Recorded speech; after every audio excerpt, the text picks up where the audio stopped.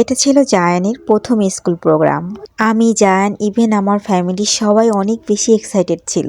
জায়ানের ছেলেবেলা দেখলে নিজের ছেলেবেলার কথা অনেক বেশি মিস করি। মনে হয় ওই দিনগুলো যদি আবার ফিরে পেতাম।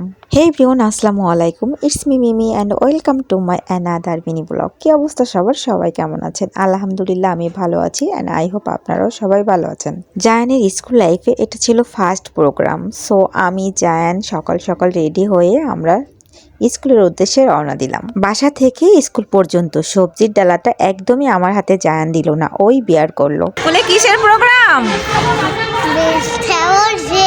Vegetable fest. জায়ানের সব খুশিতেই আমার খুশি, ওর সাথে যেন আমি একদমই মিশে যাই। জায়ান যখন স্কুলে আসে তখন আমার ছেলেবেলার কথা খুব মনে পড়ে। Are you excited? Yes, so much excited. প্রতিটা মুহূর্তে আমি খেয়াল করতেছিলাম জায়ান সবকিছু অনেক বেশি এনজয় করতেছিল। আজ ছিল জায়ানের স্কুলে ভেজিটেবল ফেস্ট। সো এখানে আমাদের উইন্টার ভেজিটেবলের কালেকশন ছিল। এখানে অনেক ধরনের সবজির কালেকশন ছিল, যেটা আমারও অজানা ছিল, আজ দেখে নিলাম। ইভেন এখানে অনেক সবজি ছিল যেগুলো আমি চিনতাম না। তবে একটা জিনিস আমি খুব ফিল করি, জায়ান সবকিছু অনেক ডিপলি ভাবে অ্যান্ড ডিপলি দেখে অ্যান্ড রিয়েলাইজ করে, তারপর সেটাও শেখার চেষ্টা করে।